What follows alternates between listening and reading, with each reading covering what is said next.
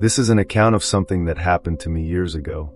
I was in my first year of university, living alone in an old house on the outskirts of the city. It was closer to school and cheaper. It was a Friday night, and my roommate had gone back to her hometown, so I was by myself. I was used to being alone, usually spending the time relaxing, reading, or playing games. That night, just like any other, I was engrossed in a novel, and it was probably close to 1 a.m. Suddenly, the entire house plunged into darkness. I'd experienced power outages before, but this felt different. There was no moonlight outside, no light from the street lamps. The whole world was pitch black. I couldn't even hear crickets. Just a dead silence. I fumbled around for my phone, turned on the flashlight, and then went to the kitchen to grab some candles and a lighter from the drawer. Lighting the candles offered a small sense of comfort. The dim candlelight illuminated a small section of the kitchen, making me feel a little less alone. I sat at the dining table, trying to continue reading, but I couldn't focus. My heart was pounding, and every creak the old house made sent a jolt through me. After a while, I heard a scratching sound coming from the front door. At first, I thought it was the wind, but the sound was constant and getting louder. It sounded like someone was trying to pry open the lock with something.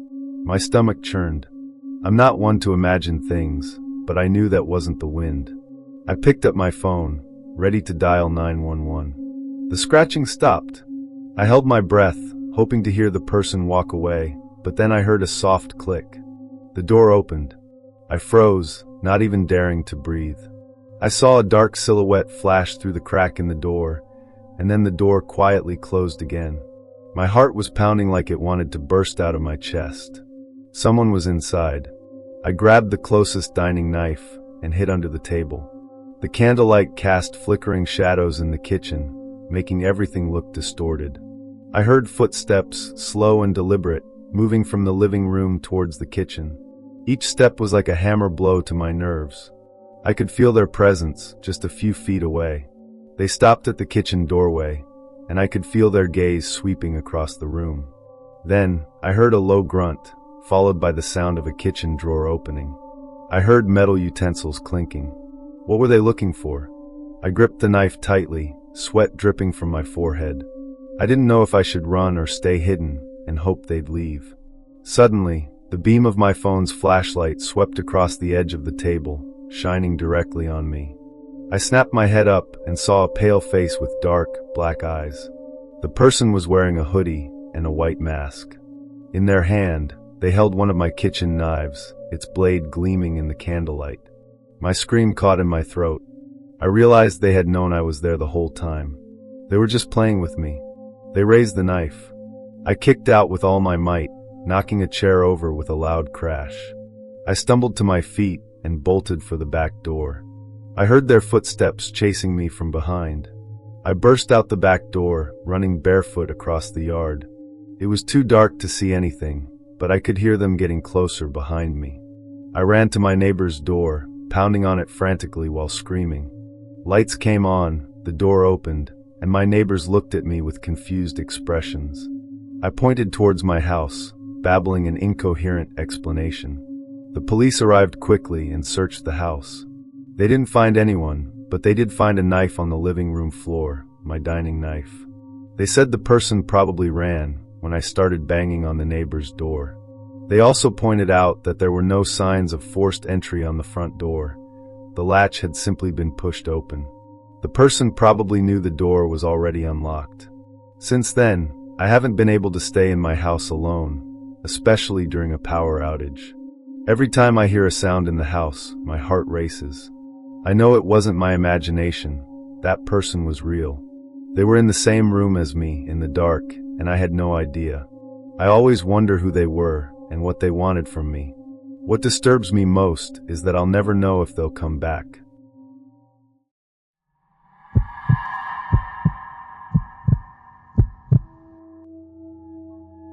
The power had been out for an hour, maybe more, and the silence in the old farmhouse was starting to feel heavy. I was alone, deep in rural Vermont, at a place I'd rented for a week to finally finish my novel. No close neighbors, just miles of woods and the occasional dirt road. The storm had rolled in fast, a real gully washer, and the lights flickered out with a final, definitive click. My laptop battery was already dead, and my phone had about 10% left, just enough to make me feel isolated. The wind howled outside, rattling the loose panes in the windows, and I found myself staring into the deepening gloom of the living room, a strange unease settling in my gut. I lit a few candles, their small flames dancing and casting long, shifting shadows that made familiar objects look alien. The old grandfather clock in the hall, usually a comforting presence, now stood like a silent sentinel, its stopped hands a stark reminder of the time slipping away in the darkness. I tried to read by candlelight, but my eyes kept drifting to the windows.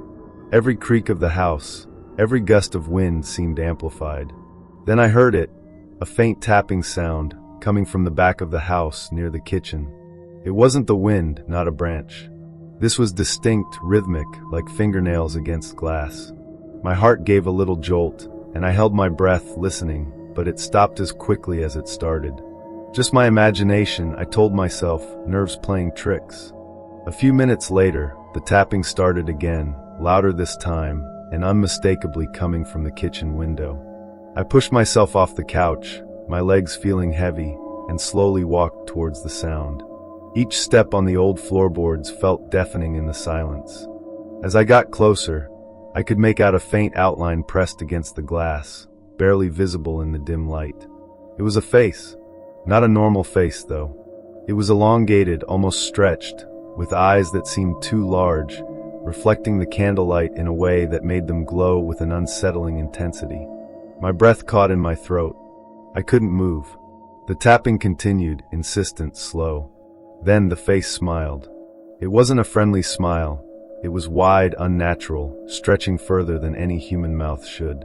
And as it smiled, I saw something shift inside the mouth, not teeth, but something too sharp, too numerous. A low, guttural chuckle seemed to vibrate through the window pane, a sound that curdled my blood. My mind screamed at me to run, but my feet felt rooted to the spot. The figure pressed closer, its face almost touching the glass, and I saw a hand appear, long and skeletal, with fingers that ended in sharp, yellowed nails. It slowly, deliberately, began to trace a pattern on the condensation on the window, right in front of my eyes. It wasn't a random scribble. It was a crude, distorted drawing of my face. That broke the spell. I stumbled backward, tripping over a rug, scrambling to my feet. Panic surged through me. I didn't grab anything, didn't think about my phone. My only instinct was to get out. I fumbled for the deadbolt on the front door, my hands shaking so badly I could barely turn the lock. The wind outside seemed to mock me, pushing against the door as I wrestled with it. Finally, it gave way, and I burst out into the driving rain, not even bothering to close it behind me. I sprinted across the yard, the cold rain stinging my face, not looking back, my mind fixed on my car. I threw myself into the driver's seat, fumbling for the keys, shoving them into the ignition. The engine roared to life after a few strained coughs, and I slammed the gear into reverse, peeling out of the driveway. I didn't stop until I hit the main highway, miles away, the farmhouse a dark, silent speck in my rearview mirror. I never went back for my things, never called the landlord. The image of that face, those eyes, and the chilling drawing on the window is burned into my memory. Sometimes late at night, when the house is quiet and the wind picks up, I still hear a faint tapping on my window, and I freeze, wondering if it found me again, or if it's just a reminder that some things, once seen, can never truly be unseen.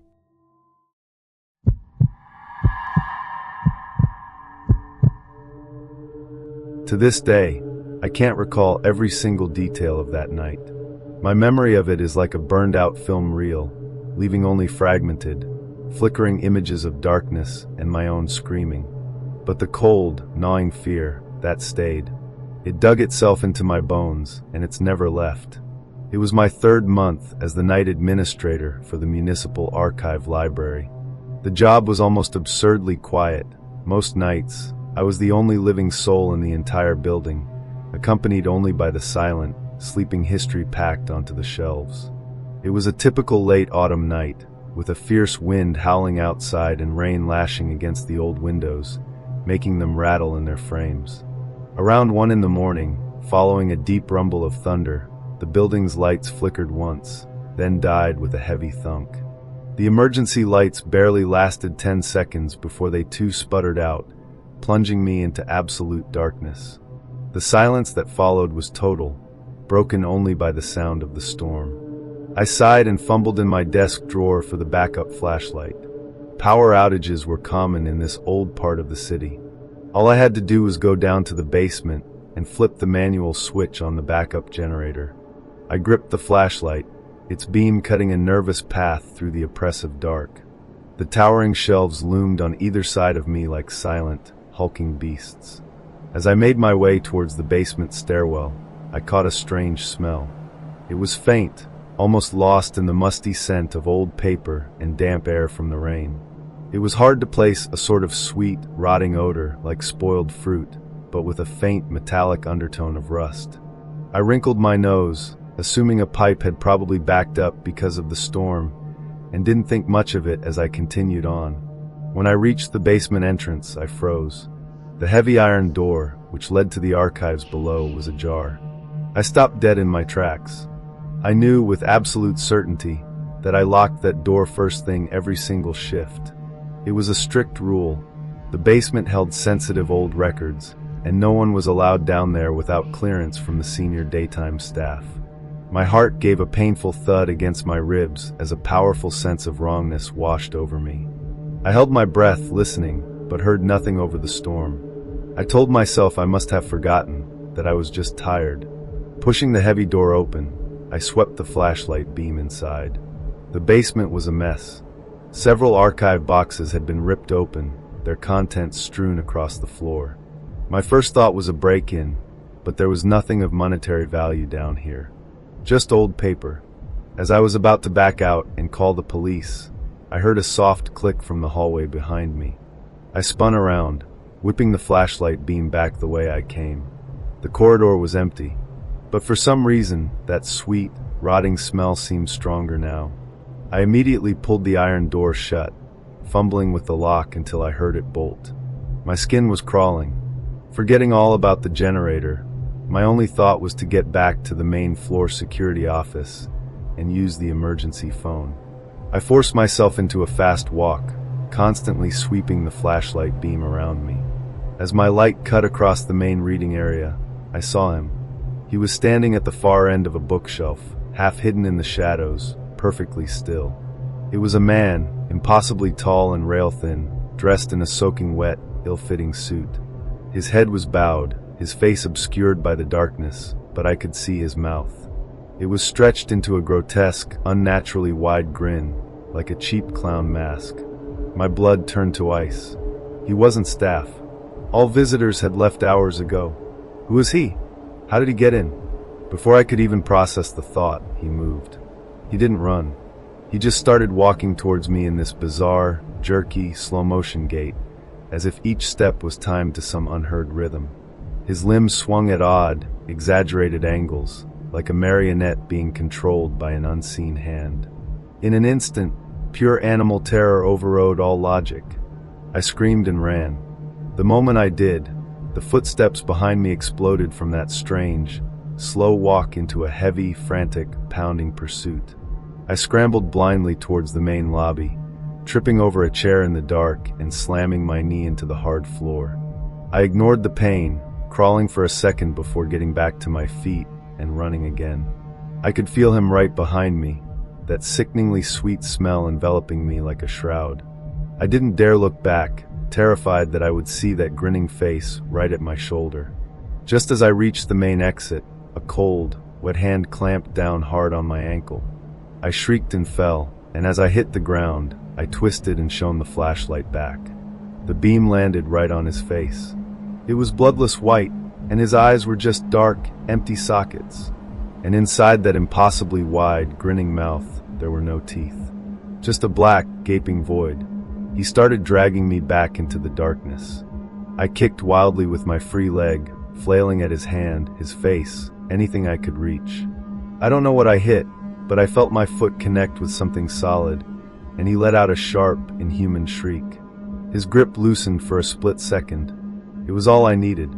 I scrambled away, crab-walking backwards before lurching to my feet, fumbling with the door handle and bursting out into the raging storm. I didn't stop running until I saw the flashing lights of a police car at the end of the street.